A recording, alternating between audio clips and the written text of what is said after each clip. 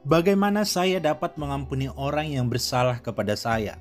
Pertanyaan ini sering dilontarkan umat binaan kepada saya. Setiap orang pernah disakiti hatinya, tersinggung, ataupun difitnah. Bagaimana cara terbaik merespon saat hati kita disakiti? Menurut Alkitab, kita perlu mengampuni. Efesus 4 ayat 32 menyatakan, "Tetapi hendaklah kamu ramah seorang terhadap yang lain, penuh kasih mesra dan saling mengampuni sebagaimana Allah di dalam Kristus telah mengampuni kamu." Kolose 3 ayat yang ke-13 menyatakan, "Sabarlah kamu seorang terhadap yang lain dan ampunilah seorang akan yang lain apabila yang seorang menaruh dendam terhadap yang lain, sama seperti Tuhan telah mengampuni kamu, perbuatlah juga demikian." Kunci memahami kedua ayat ini adalah kita harus mengampuni orang lain sama seperti Tuhan telah mengampuni kita. Mengapa kita mengampuni? Karena kita telah diampuni. Pengampunan itu mudah dilakukan jika kita hanya perlu memberikan kepada mereka yang datang memintanya dalam kesedihan dan penyesalan. Alkitab mengatakan kita harus mengampuni orang-orang yang bersalah kepada kita tanpa syarat. Menolak mengampuni seseorang itu menunjukkan kebencian, kepahitan, dan kemarahan, dan tidak ada satupun dari semua sifat itu yang pantas dimiliki oleh seorang Kristen. Dalam doa Bapa kami, kita meminta Tuhan mengampuni kesalahan-kesalahan kita sama seperti kita mengampuni orang yang bersalah kepada kita. Dalam Matius 6 ayat 14-15 Yesus berkata, "Karena jikalau kamu mengampuni kesalahan orang, Bapamu yang di sorga akan mengampuni kamu juga. Tetapi jikalau kamu tidak mengampuni orang, Bapamu juga tidak akan mengampuni kesalahanmu." Dalam ayat-ayat lain yang berbicara mengenai pengampunan Tuhan, Matius 6 ayat 14-15 paling tepat dipahami sebagai ayat yang menyatakan bahwa orang yang menolak mengampuni orang lain belum benar-benar mengalami pengampunan Tuhan untuk mereka. Setiap kali kita tidak menaati salah satu dari perintah-perintah Allah, kita berdosa kepada Allah. Ketika kita melukai hati orang lain, bukan saja kita berdosa kepada mereka, kita juga berdosa terhadap Allah. Ketika kita memperhatikan betapa luar biasanya belas kasihan Allah dalam mengampuni kita, kita menyadari bahwa kita tidak berhak menahan anugerah itu dengan orang lain. Kita telah berdosa kepada Allah dengan cara yang jauh melampaui apapun yang orang lain dapat lakukan untuk melukai hati kita. Kalau Allah dapat mengampuni kita sedemikian rupa, bagaimana mungkin kita dapat menolak mengampuni orang lain yang bersalah kepada kita? Perumpamaan Yesus dalam Matius 18 ayat 23-35 adalah ilustrasi yang tepat sekali untuk kasus ini. Allah berjanji bahwa saat kita datang kepadanya untuk meminta pengampunan, Dia akan memberikannya tanpa batas. Saya akan bacakan ayatnya untuk kita bersama. Matius 18 ayat 23 sampai ayat yang ke-35. "Karena itulah kerajaan surga diumpamakan seperti seorang raja yang mengadakan perhitungan dengan para hambanya.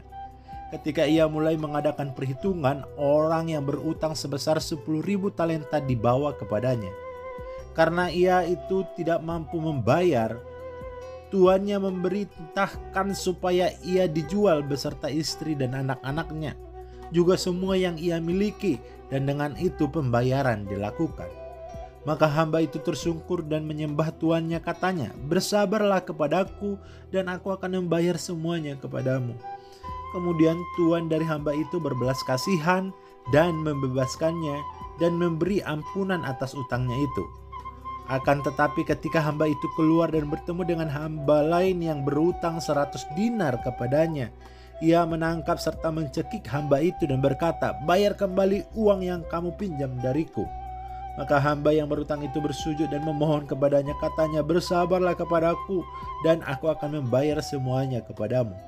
Akan tetapi ia menolak dan menyebloskan temannya itu ke penjara sampai ia bisa melunasi semua utangnya. Ketika hamba-hamba yang lain melihat kejadian itu, mereka menjadi sangat sedih lalu datang dan melaporkan kepada tuannya tentang segala sesuatu yang telah terjadi. Kemudian tuannya memanggil hamba yang pertama itu dan berkata kepadanya, "Kamu hamba yang jahat, aku mengampuni semua utangmu karena kamu memohon kepadaku. Bukankah kamu seharusnya memiliki belas kasihan kepada hamba sesamamu, seperti aku juga telah menunjukkan belas kasih kepadamu? Bukankah kamu seharusnya memiliki belas kasihan kepada hamba sesamamu?" Dan tuannya dengan penuh kemarahan menyerahkan kepada para penyiksa sampai ia dapat membayar kembali semua yang dipinjamkan kepadanya. Bapakku di surga juga akan melakukan hal yang sama kepadamu jika kamu tidak mengampuni saudaramu dari dalam hatimu. Belajar berbelas kasih kepada Yesus dengan cara memohon meminta belas kasih kepada Yesus, maka akan diberikan belas kasih. Belas kasih yang diberikan wajib dibagikan kepada orang lain yang membutuhkan, dan sebagai buahnya kita memperoleh belas kasih dari mereka. Jika kita tidak membagikan belas kasih yang kita peroleh, maka penghukuman yang kita akan peroleh. Belas kasih adalah solusi untuk melakukan pengampunan. Tanpa belas kasih, maka tidak akan ada pengampunan. Teks 18 ayat yang ke-21 sampai 22 adalah tentang pengampunan dan menjadi konteks dari perumpamaan ini. Perumpamaan ini mengajarkan bagaimana seorang mengampuni. Belas kasih menjadi cara efektif untuk melakukan pengampunan seperti yang diajarkan Yesus. Perumpamaan ini mengajarkan satu hal penting bagi kehidupan orang percaya masa kini, yaitu memiliki hati berbelas kasih. Konteks kehidupan jemaat saat ini begitu kompleks. Persaingan di segala bidang kehidupan memacu kita bersikap achievement oriented dan perlahan-lahan melupakan relasi antar manusia. Sisi kemanusiaan terkikis oleh perkembangan zaman, sehingga banyak orang di sekitar kita hidup dalam berbagai tekanan, depresi, kekosongan, kesepian, dan absurditas akan hidup ini. Manusia saling berlomba mencapai target tertentu dan tidak sadar melukai dan mengorbankan manusia yang lain.